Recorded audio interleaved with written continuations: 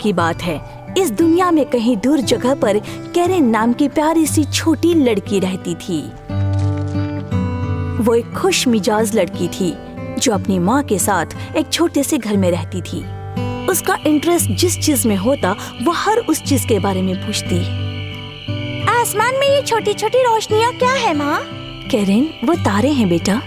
हर कोई जो धरती पर रहता है वो आखिरकार तारा बन जाता है और आसमान में हमेशा के लिए चमकता है। कैरेन के पास बस एक ही खिलौना था, एक ही कपड़ा था और बाहर जाने के लिए बस एक जोड़ी लकड़ी के स्लीपर्स थे। उसकी माँ ने उसके लकड़ी के स्लीपर्स सजाए थे, फिर भी वो कुछ खास नहीं दिखते थे, लेकिन फिर भी उसके पास वही एक जोड़ी थी। कैरेन की माँ एक दिन बहुत बीमार हो गई। तब कैरेन उसकी माँ के लिए दवा लाने के लिए शहर गई। उसे जाते समय रास्ते के किनारे एक बक्से में लाल जूतों की एक जोड़ी मिली। वो इतने चमकदार थे कि कैरेन उन्हें अपने साथ घर ले जाने से रोक नहीं पाई। माँ देखो ना, मुझे ये रास्ते के किनारे पर मिले। ये सुंदर है ना? मेरे लिए परफेक्ट है। कैरेन, ये किसी और के हो सकते हैं बेटा, तुम्हें ये अभी वापस करने होंगे। अगर इनका कोई ओनर होता तो इन्हें बॉक्स के साथ वहाँ छोड़कर नहीं जाता। शायद ओनर से गलती से वहाँ गिर गए होंगे। इन्हें गिराना नहीं चाहिए था ना। ये अब मुझे मिले हैं तो मेरे हैं, पूरी तरह से मेरे। बेटी, मैं जो बोल रही हूँ वो ध्यान से सुनो। शायद अभी मैं तुम्हारे लिए जूतों की नई जोड़ी नहीं खरीद सकती, बस इसी वजह से तुम किसी और की जूते पहनो, ये अच्छा नहीं लग रहा। देखो, अड़ियलपना मत करो, वादा करो ये लाल जूते तुम नहीं पहनोगी। अपनी इच्छा के विरुद्ध कैरेन ने अपनी माँ से लाल जूते ना पहनने का वादा किया और उन्हें अपने बेड के अंदर रख दिया। समय बीत रहा था, लेकिन कैरेन के जहन से लाल जूते जा ही नहीं रहे थे। माँ समझ नहीं रही है। इतने सुंदर जूते अगर रास्ते पर छोड़े गए हैं तो शायद इनकी जरूरत किसी को होगी ही नहीं। हफ्ते भर बाद बीमारी की वजह से कैरेन की माँ गुजर गई। कैरेन का दिल टूट गया, लेकिन उसने कुछ ऐसा किया जो रोज से अलग था। दूसरे दिन उसने अपनी माँ के अंतिम संस्कार में वो लाल जूते पहने। जो लोग अंतिम संस्कार में आए थे वो कैरेन के जूतों से अपनी नजरें हटा नहीं पा रहे थे। वो लाल जूते कैसे पहन सकती है? ये बहुत ही अपमानजनक है। और वो भी अंतिम संस्कार में।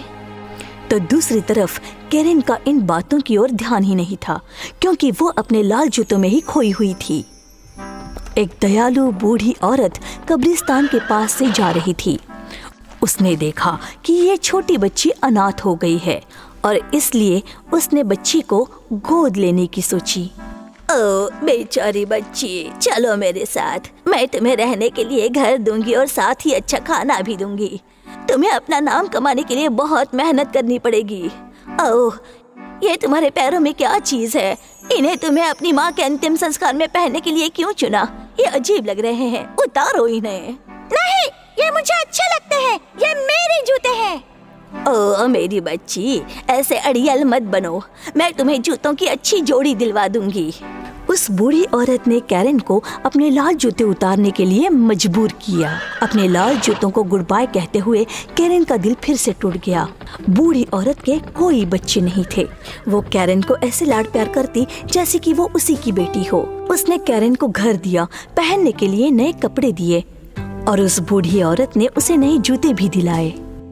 लेकिन कैरेन को वो जूते बिल्कुल पसंद नहीं आए। लेकिन ये तो नीले हैं, अच्छे नहीं लग रहे हैं, मुझे बिल्कुल पसंद नहीं आए।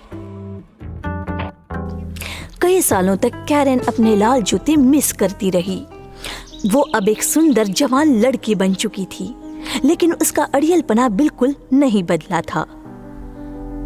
तब भी जब बूढ़ी औरत उसके लिए तोहफे लाती थी, मुझे ये नहीं पहनना, लेकिन मैंने ये तुम्हारे लिए बनाया है, मैं ये कभी नहीं खाऊंगी, मेरे लिए कुछ फ्राइज बनाओ, कम से कम एक बार चखो मेरी बच्ची।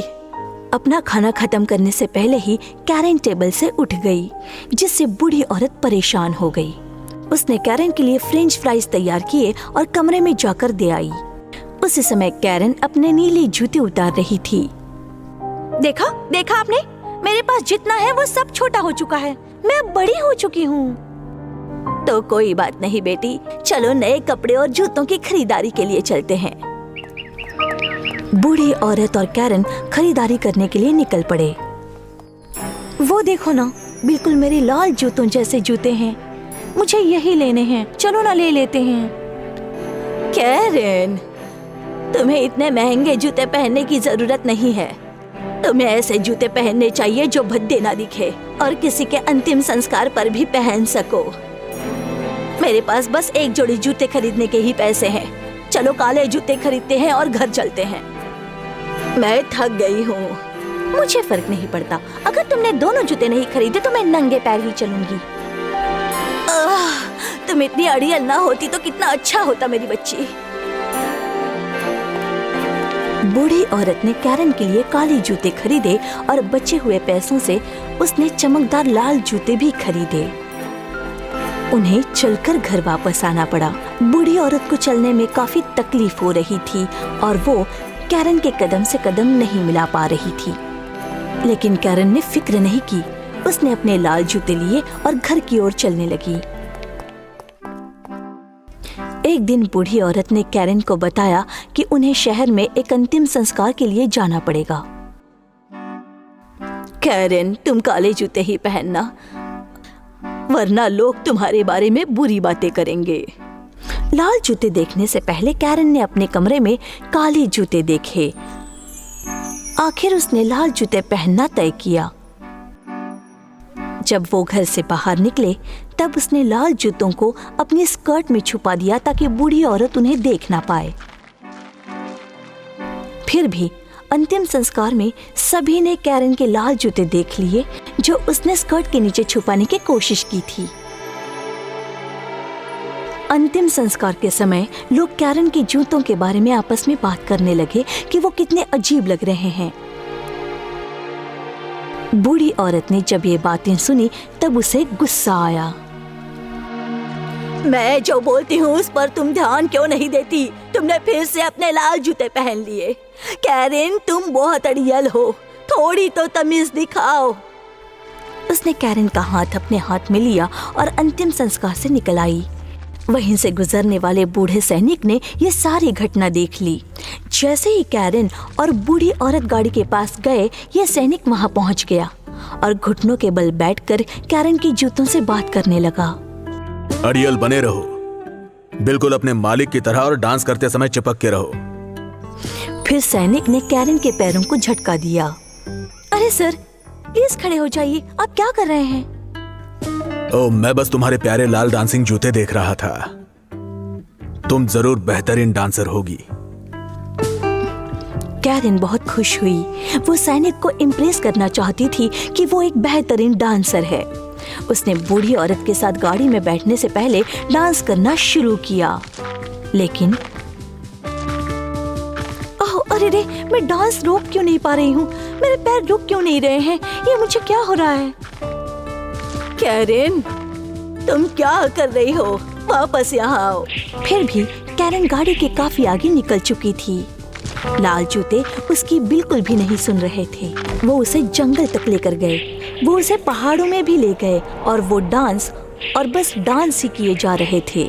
कैरन के पैर अब दर्द हो रहे थे। उसकी पीठ डांस करने से दर्द हो रही थी। वो ना खा पा रही थी और ना सो पा रही थी। उसे उसके घर की और बिस्तर की याद आने लगी और बूढ़ी औरत की भी याद आने लगी। लेकिन जूते रुक ही नहीं रहे थे। वो दिन रात लगातार डांस ही कर रही थी। प्लीज मेरी मदद करो, मैं थक चुकी हूँ। लेकिन उसकी मदद के लिए कोई नहीं आया। कैरन बहुत डर गई। जब जूते कांटेदार झाड़ियों में कैरन को ले गए, उसके पैर बुरी तरह से घायल हो गए। अंत में कैरन किसी तरह वो लाल जूते उतारने में कामयाब हो गई। अब जूते उसके पैर में नहीं थे, फिर भी वो डांस कर रहे थे।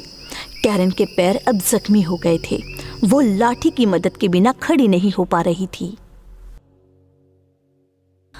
मेरे पैर दर्द हो रहे हैं, मुझे घर जाना है।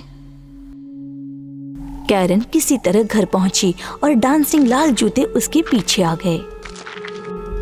कैरन को देखकर बूढ़ी औरत खुश हुई। उसने उसे खाना खिलाया और उसे रेस्ट कराया। दूसरे दिन कैरन को मार्केट जाना था। फिर भी जैसे ही उसने दरवाजा खोला, उसने देखा कि लाल जूते पहली सीढ़ी पर ही बैठे थे। वो अब भी डांस कर रहे थे और कैरन को बाहर जाने से रोक रहे थे। कैरन और बूढ़ी औरत इन डांसिंग शूज को देखकर चौंक गए। कैरन को समझ में आया कि ये सारी उसकी गलती है। मुझे जिंदगी भर अड़ियलपना नहीं करना चाहिए था। मैं बिल्कुल मेरे लाल जूतों की तरह अड़ियल थी। मैं घर से बाहर नहीं जा सकती, ना मार्केट जा सकती, ना कहीं भी जा सकती हूँ। मुझे पछतावा हो रहा है। अब मैं क्या करूं? अरे बाप रे, तुम इन जादुई जूतों को जाने के लिए प्रार्थना क्यों नहीं करती? अगर तुम्हें अपने बर्ताव का सच में पछतावा है तो तुम्हारी प्रार्थना मान ली जाएगी।